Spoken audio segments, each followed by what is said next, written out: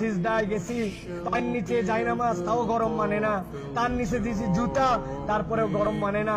কপালে যাওয়ার পরে মনে হলো ফুসা পড়ে গেল। উঠার পরে সবাই তো তাড়াহুড়া করতেছে, আর উনি বলতেছে, আরে আমার পায়ের নিচে জায়নামাজ, আমার পায়ের নিচে জুতা, তারপরে আমার পায়ে গরম লাগে, আর আমার নবীর সাহাবীদেরকে কালেমা গ্রহণ করার জন্য এই পাথরের মধ্যে চিট করে শুয়ে রেখে বুকের উপরে পাথর জমাই দিয়েছে।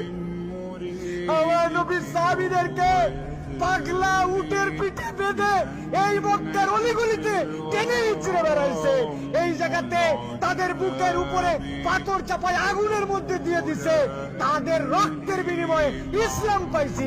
আজকে আমি 2 রাকাত নামাজে পায়ের গোড়ালি গরম হয়ে যাচ্ছে জন্য কষ্ট হয়, এসিটা একটু কম ঠান্ডা মারে জন্য কষ্ট হয়, আমার মাথার উপরে যদি একটুখানি সুন্দর ছাতা না থাকে কষ্ট হয়। আমার নবী, আমার সাহাবীরা কি কষ্ট করছে, এটা ফিলিংস এর সফর, হজের সফর, অনুভূতির সফর।